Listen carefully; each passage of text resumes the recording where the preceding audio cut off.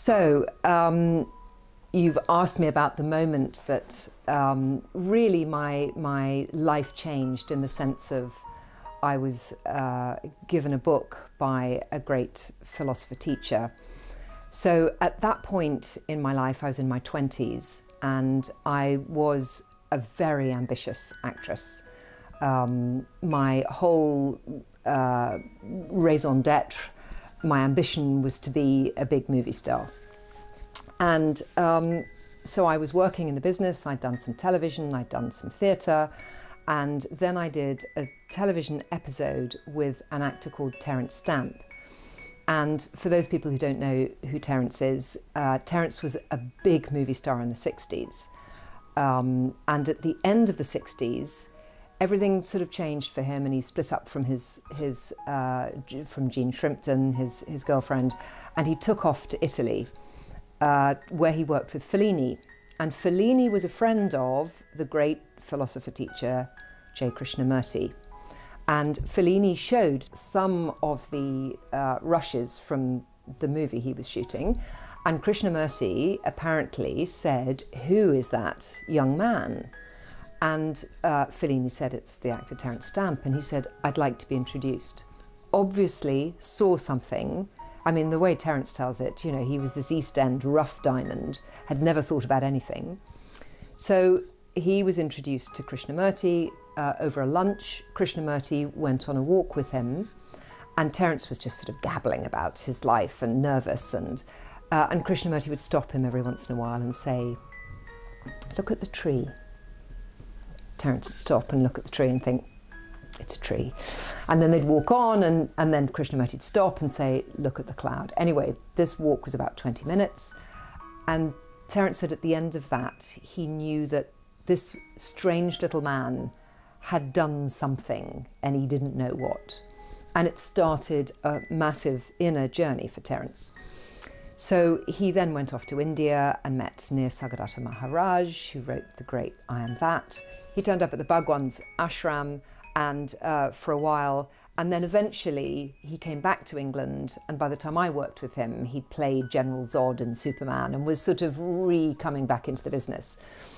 So he was fascinating because he was not only a movie star, but he was very deep. So we had many deep conversations, and he turned up with this book one day by Krishnamurti. Now again, Krishnamurti, for anyone who doesn't know,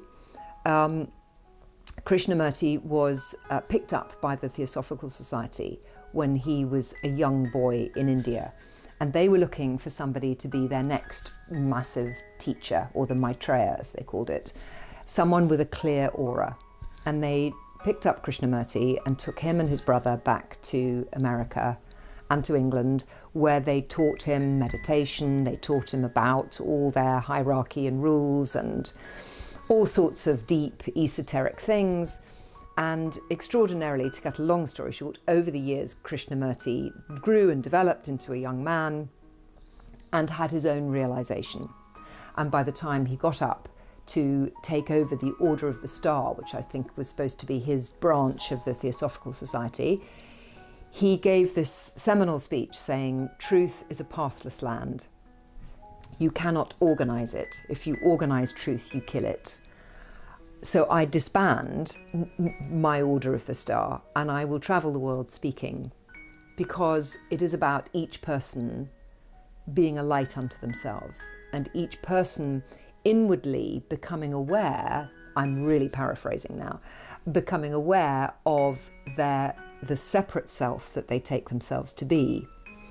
And in the awareness of the separate self, if we can look with eyes that don't flinch, that truly see the root of the separate self, the witness of that is truth, is what is beyond what we can see, the separate self.